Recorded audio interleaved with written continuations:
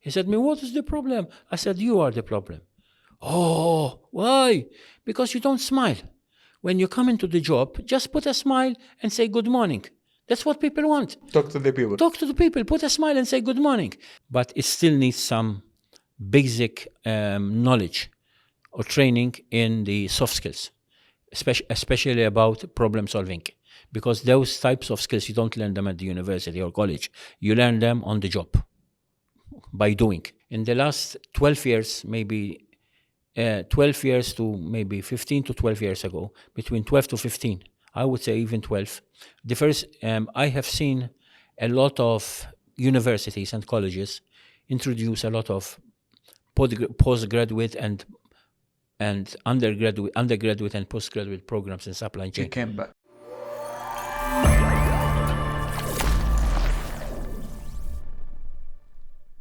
Assalamu alaikum wa rahmatullahi wa barakatuh. Here to inspire the world, I am Abdالمجيد مرزوق. We are interviewing expertise to inspire you by their success story, as well as we are doing site visit on a spot. Today we are having Mr. Alexander Borg. He is the expertise in the supply chain for more than 30 years. He is coming from Malta to do this shooting. I asked him a question. What is the most challenges we are having in supply chain? The answer was, as a number one, is human resources. I told him how to solve it. He said, 2 points. Hire the right people, then maintain it. For more details, I'm leaving you to listen to the interview.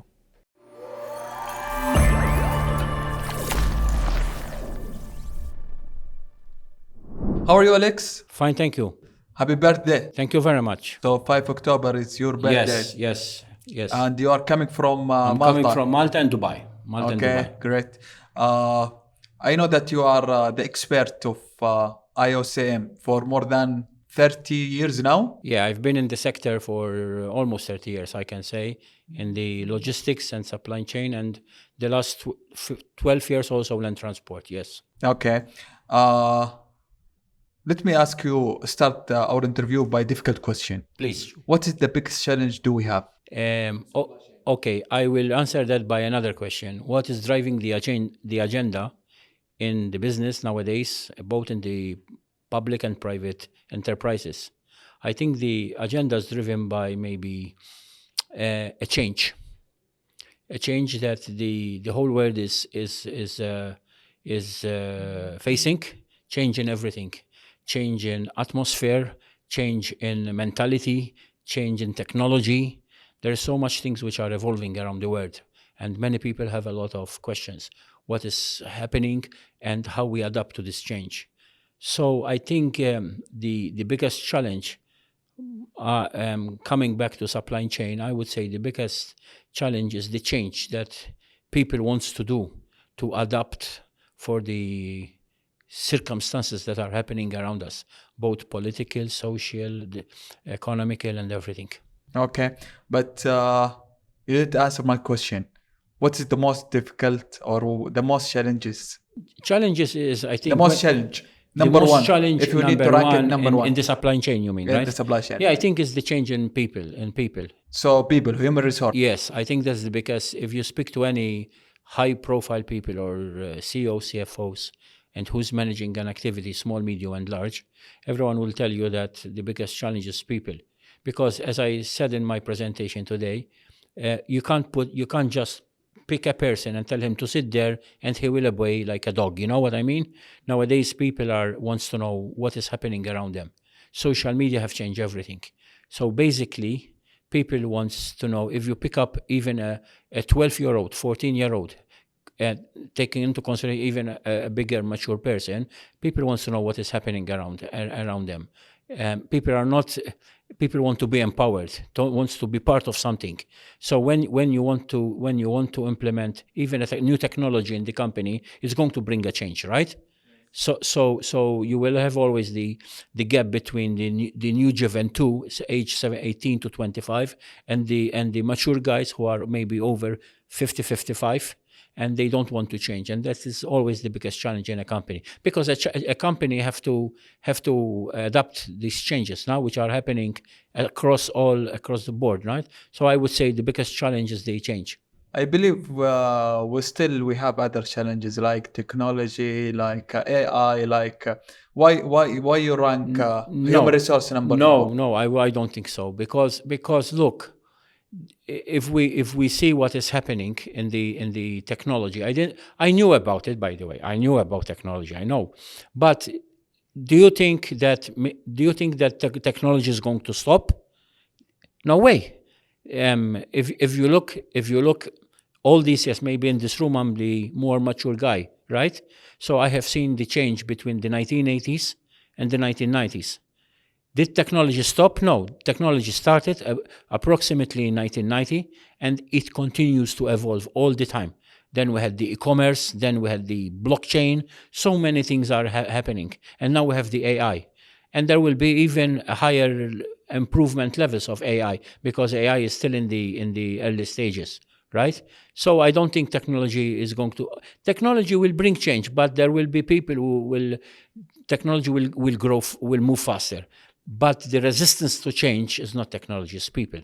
Because some people are in the comfort zone and they don't want to change, and that's a bit pity, because I bring you one example. Many countries in the world, especially many bank corporations nowadays, they are cutting the service when you go to a cashier, for example, in the bank, that is being reduced. If you look at, for example, HSBC, without making any marketing for no one, they are cutting a lot of things. And nowadays you go to the ATM, or everything is paid online, right?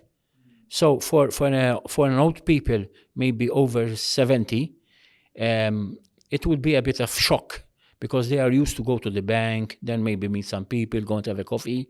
That is stopped now, because you can do it from your mobile, wherever you are. You can be in the airport, you can be you can be at home, you can do everything. So I think the change is not in technology, it's in the people. They need to adapt, and they need to adapt fast. Do you think that the AI could replace the human resource? AI? Yes. To be honest, I spoke with some friends of mine. I'm a bit afraid of the AI.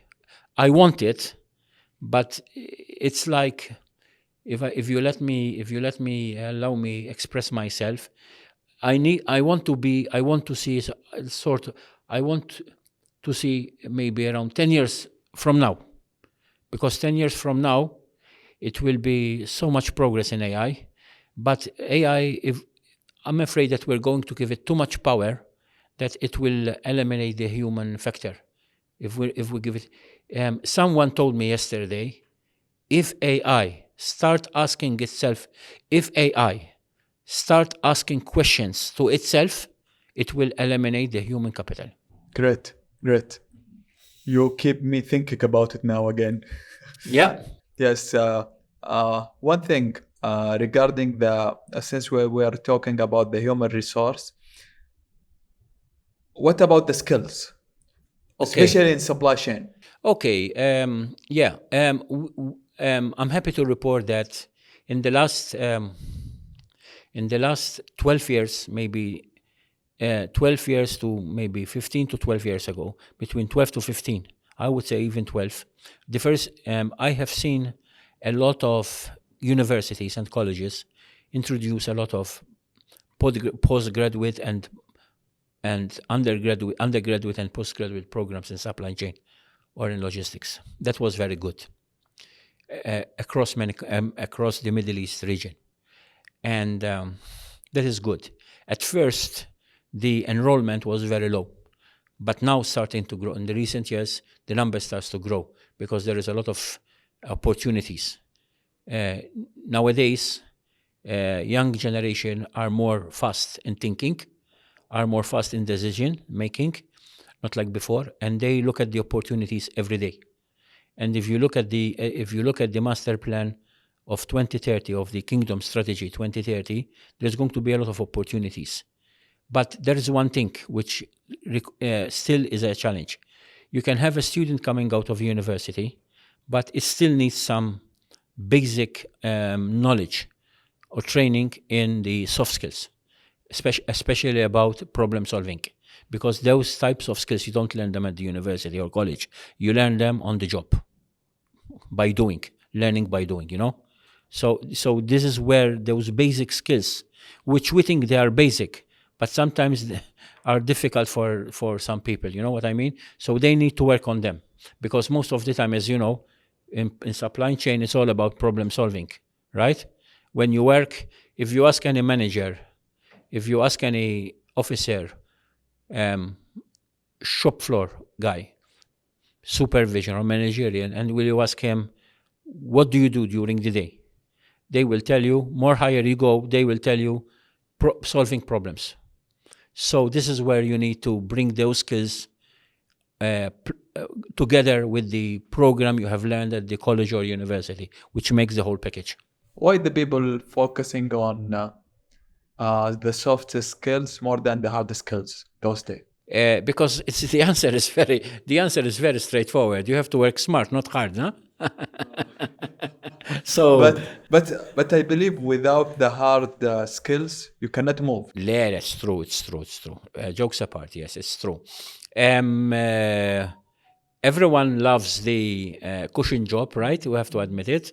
Everyone loves the environment where you can go to office, have a cup of coffee, and you are on the computer. You spend all your day on the PC, monitoring and publish reports and everything. That is good. But you're right.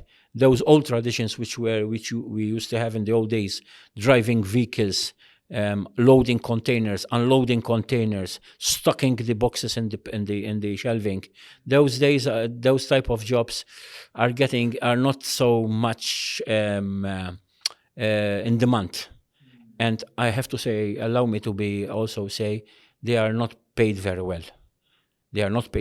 So I think the business community and industry sector as a whole, they need to look at the whole situation, and they need to start recognize both the operational level stuff and the upper level skills.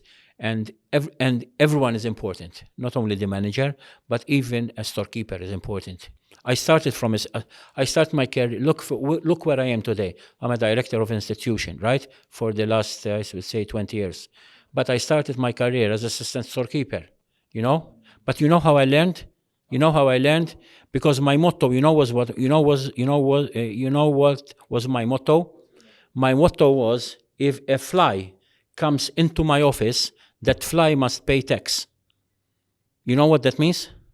Fly, you know what is a fly, yes, right? Yes, I know, yes. It means if a fly comes to my office, that fly must pay tax. Why?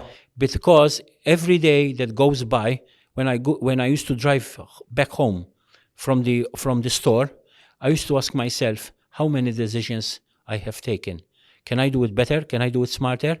And by asking myself those type of questions, I motivate myself, I self-appraise myself, and I start to be more smarter. And through time, I was going from one step to another. If you don't do it yourself, no one's going to do it for you. So you have to appraise yourself, and you have to ask yourself questions. You have to make a post-mortem questions of yourself. Otherwise, how can you grow in your life? You have to work hard for it.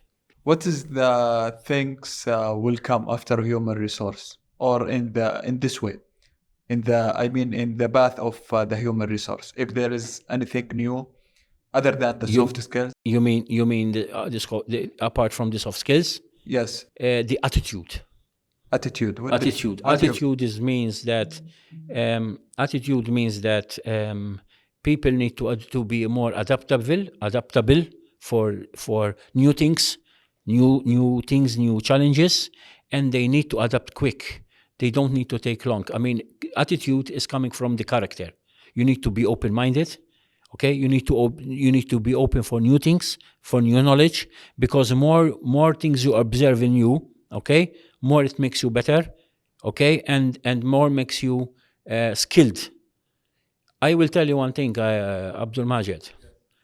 In life, and this is by experience, believe me, in life, any person can lose everything in a minute because you make a mistake in life. Right? Or bad decision. You make a mistake or bad decision. Believe it can be a man or a woman. you can lose everything. I mean everything. I have a friend of mine in my country who lost everything, because of stupid decision. Stupid decision on personal life. But because he was very skillful, open for new ideas, and qualified, it took him some time to recover, but he came back. So basically what I'm saying is that you can make mistakes in life because we are humans, right? We're not perfect. We make mistakes or less bad decisions. It happened to me in 2013, same thing. But I managed to come back. You need to reflect. So I think you need to be adaptable, and your attitude need to be positive, to be open for new ideas. And you need to listen from those persons around you who wish you well. You can't do it by your own. You need to listen. Okay, since you were talking about open idea, what about innovation? Oh, that's very important. Yes. It's all linked together, right? It's all linked together. Yes, innovation and creativity is something which every day that when we wake up every day, we have to look at the sun, and we have to look at innovation and creativity. Why? Because this is something ongoing every single second of the day. We can't look back. So innovation can be in everything. Innovation can be in design. Innovation can be in style. Innovation can be in technology. Innovation can be in everything. Innovation can be in yourself, how you look at things, by being positive, and you want to innovate things around you. You want to innovate your friends. And it's very important because the life has become like a race, like a fast race. If you don't be innovative, you stay behind and they take you, like Formula One. So if you're not innovative, if you look at Formula One, it's a good example. Why? Because they continuously do the innovation in the what you call it, in the R&D, in the research and development. Yes, what you call it, in the car, vehicle, in the vehicle and everything. So without innovation, you're nothing. Okay.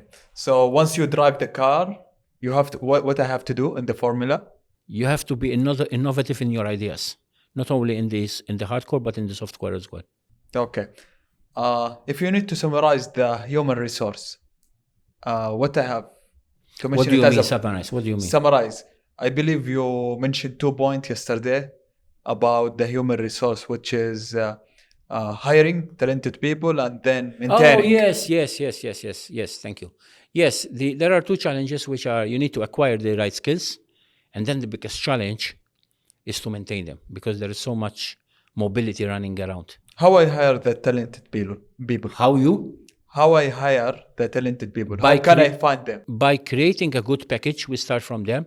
Creating the good package, the right package, yes. Salary? The right acceptable salary, because everyone is human and has the right to live with his own or her dignity, and also the environment around the person. The environment is very important. Everything helps. Everything helps. It's a whole criteria which makes the whole package, And then the other thing is maintaining. How can I maintain a person? First of all, that person must be an important part of the team, irrespective which level he is or she is. He must be part of the team. He must feel part of the team. He must contribute to the ideas of innovation. You need to take. Let me express, if you allow me, very quick. Yes. Let me express what happens to me in 1996. This is long back. At that time, you were very small, I believe, right? 96, right? Yes, How old you were in 1996? 1988. You born 88? Oh, yes, my God. So you had 11 years, right? Yes. I was a purchasing manager and stock control of a group of hotels, you see? Good. So we used to have the managers meeting once a month. I was working at that time in a group of hotels.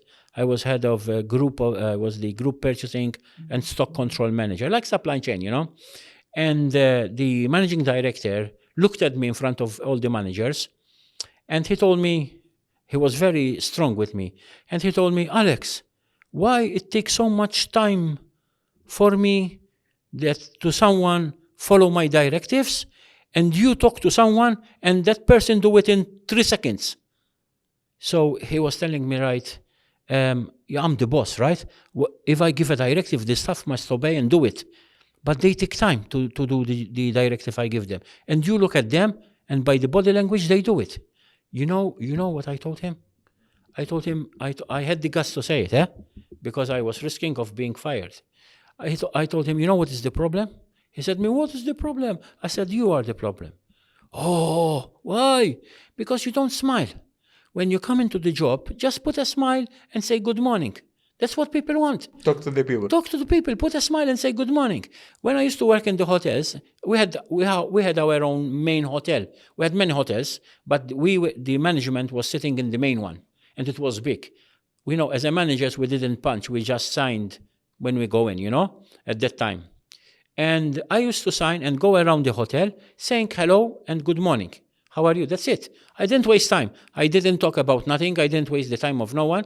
Listen to the people. And that smile and that good morning, when I used to talk to some people, they used to do it. If I'm dealing with the kitchen, if I'm dealing with the restaurant, if I'm dealing with the front office, if I'm dealing with the maintenance, you need a smile and approach, nothing else. Okay, great. If you need to give to the audience an advice about the human resource and our subject today, what will it be? Start from yourself. Bring that innovation to yourself and to your organization. So you'll be leading by example. Once people see that leading by example and innovation in you, you will build the team that you need around you. Okay, and congrats for the first courses you have in KSA. Thank you. Okay, I believe this will be the first one. Am I right? Or the second one? Yeah, almost the second one. The second one. Yes. In partnership with ECS. Yes. We're working. It was a 3-year journey. Very hard journey, I would say, because it was a long discussions, both in Dubai, both in Saudi Arabia. I have been coming here for many times. It was a long journey of 3 years, but now we're looking forward, and we want to bring that kind of professionals and standards to the kingdom, and to add value to the country. Okay, the last thing we need just to watch the camera and see the camera and say, to inspire the world. To inspire the world. Thank you very much.